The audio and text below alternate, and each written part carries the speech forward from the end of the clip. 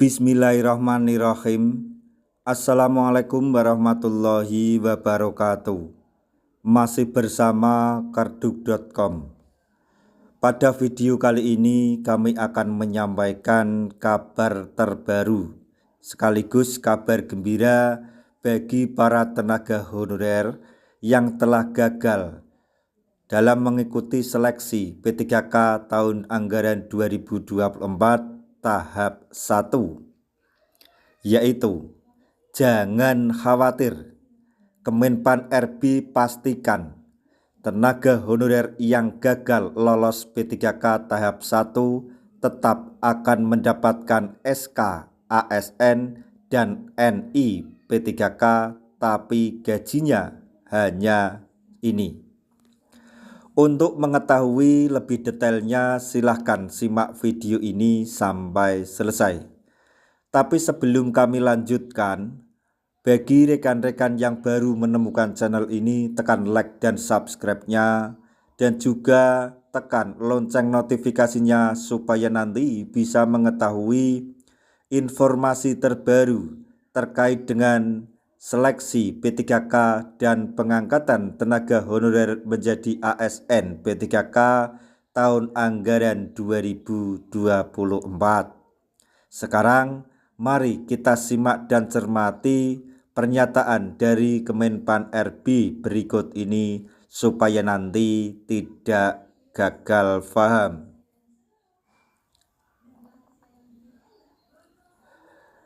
Jangan khawatir, Kemenpan RB pastikan honorer yang gagal lolos pada seleksi P3K tahun anggaran 2024 tahap 1 diakui jadi ASN melalui SK dan NIP. Namun dari segi gaji tentu saja tidak akan sebagai honorer yang telah dinyatakan lulus seleksi P3K tahap 1. Kementerian Pendayagunaan Aparatur Negara dan Reformasi Birokrasi atau Kemenpan RB memastikan bahwa tenaga honorer yang gagal lolos P3K tahap 1 akan tetap diakui menjadi aparatur sipil negara atau ASN. Hal ini disampaikan langsung oleh Suryo Hidayat selaku Asisten Deputi Perancangan Jabatan, Perencanaan, dan Pengadaan Sumber Daya Manusia Aparatur Kemenpan RB. Menurutnya, honorer yang dinyatakan tidak lolos P3K tahap 1 tahun 2024 tetap akan diangkat menjadi aparatur sipil negara atau ASN dengan status P3K paruh waktu dan mendapatkan NIP alias nomor induk pegawai P3K. Jadi untuk rekan-rekan tenaga honorer yang telah mengikuti seleksi P3K tahap 1 tapi dinyatakan tidak lolos tetap akan diangkat menjadi P3K dan mendapatkan NIP. Terkait pengangkatan tenaga honorer gagal lolos seleksi P3K tahap 1 menjadi P3K paruh waktu sebenarnya telah diatur melalui keputusan Menpan RB nomor 347 tahun 2024.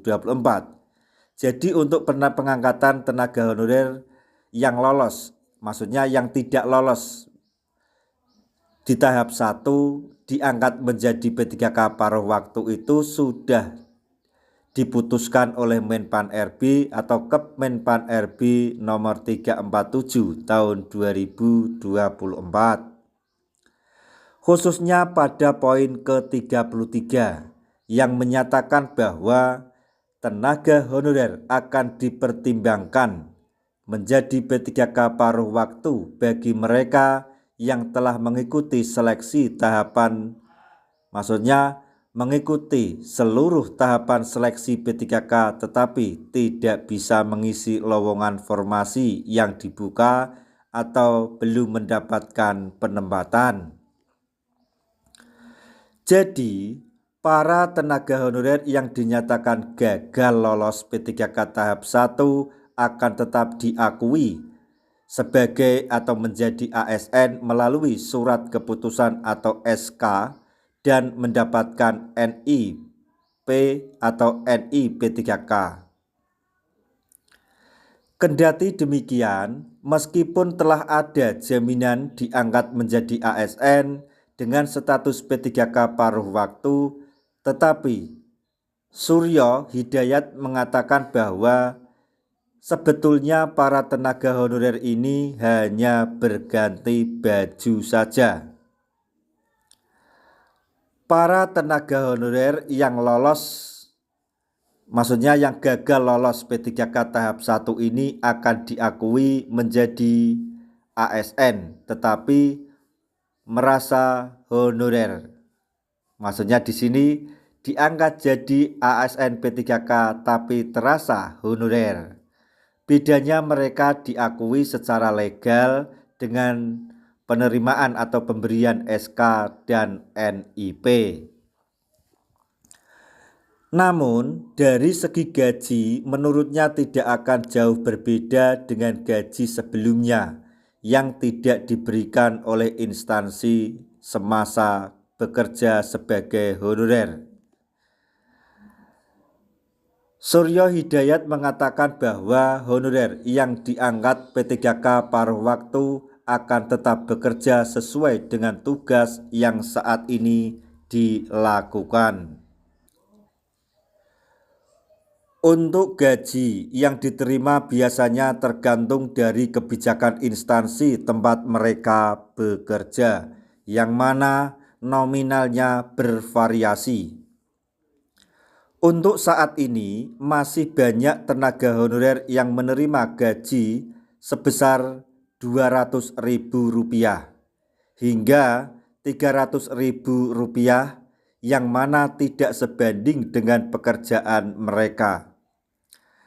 Adapun yang berbeda selain gaji yang diterima adalah masalah jam kerja. P3K paruh waktu akan diatur hanya sekitar 4 jam dalam sehari.